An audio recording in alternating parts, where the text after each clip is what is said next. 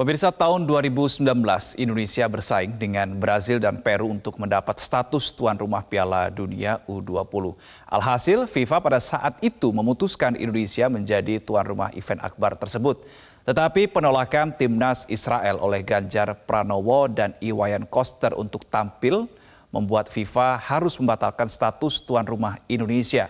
Ibarat kedua pihak ini memikirkan negara lain tapi mengubur dalam mimpi anak muda bangsa. Pada sebelumnya, dua kader PDIP itu sudah menandatangani government guarantee dan host city saat proses bidding.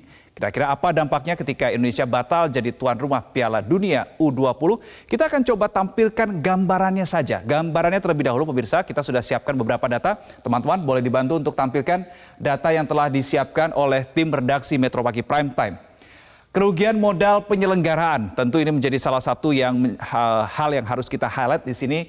Yang pertama, kalau kita lihat pada bulan Juli tahun 2020 di tengah pandemi pada saat itu, pemerintah mengucurkan dana 400 miliar rupiah untuk persiapan pelaksanaan Piala Dunia U20 di Indonesia. Kemudian Kementerian PUPR juga sudah menggelontorkan dananya, nominalnya juga tidak sedikit, sebesar 314 miliar rupiah untuk renovasi stadion, plus ditambah 175 miliar rupiah pada bulan lalu, pemirsa.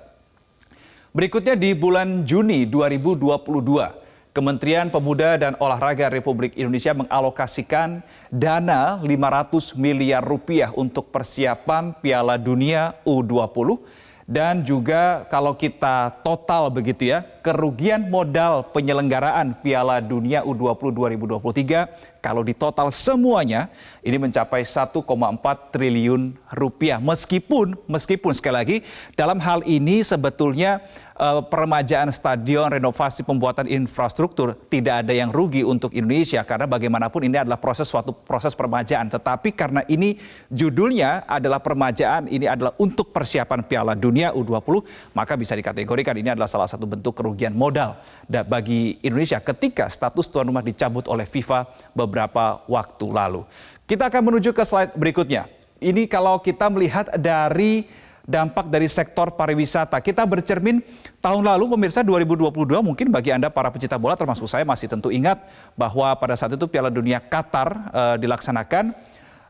Pada saat itu Qatar menjadi tuan rumah Piala Dunia dan jumlah turis yang datang, kalau kita lihat datanya di sini, ke Qatar ini melonjak sebesar 2,56 juta orang.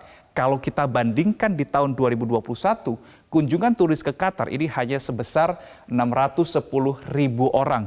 Sangat terasa lonjakannya ya, 3 kali bahkan bisa 4 kali lipat di situ. Kemudian kalau kita tarik mundur lagi nih, ke tahun 2014 pada saat itu Brasil menjadi tuan rumah Piala Dunia. Dan apa yang terjadi dengan Brasil pada saat itu di tahun 2014, 9 tahun yang lalu, terjadi lonjakan 10,6%. Lonjakan kunjungan ke Brasil sebesar 10,6% menjadi 6,43 juta orang, di mana sebelumnya Piala Dunia Brasil hanya dikunjungi sekitar 5 juta turis. Ini kalau kita berbicara konteksnya Qatar dan Brasil. Nah, kalau kita mau bercermin dari event internasional terdekat yang sudah digelar di Indonesia, maka pemirsa G20 adalah jawabannya, digelar tanggal 15 sampai dengan 16 November 2022 puncaknya. Saat itu okupansi hotel di Nusa Dua disebutkan oleh Menparekraf RI Sandiaga Uno meningkat 70%. Bahkan kontribusi ekonomi dari event G20 mencapai 533 juta dolar Amerika Serikat atau kalau kita konversi ke rupiah ini sebesar 7,4 triliun rupiah. Tidak hanya berhenti di situ, sebesar 33 ribu tenaga kerja juga berhasil terserap pada momen G20 di Bali. Itu adalah beberapa contoh baik itu di negara lain maupun di negara Indonesia sendiri terkait dengan pelaksanaan event internasional. Kita menuju ke slide berikutnya. Kerugian dari batalnya Piala Dunia U20 di Indonesia, maka kita bisa simpulkan ada 3 hal di sini. Yang pertama adalah hilangnya magnet investor ke Indonesia. Kemudian hilangnya kesempatan untuk mempromosikan pariwisata dan tentunya budaya yang ada di Indonesia. Yang ketiga, ekonomi kreatif seperti UMKM lokal turut rugi dalam mendongkrak pemasukan. Itu tadi adalah beberapa kerugian pemirsa, data yang telah kami rangkum dari berbagai pihak terkait dengan batalnya Indonesia menjadi tuan rumah Piala Dunia U20.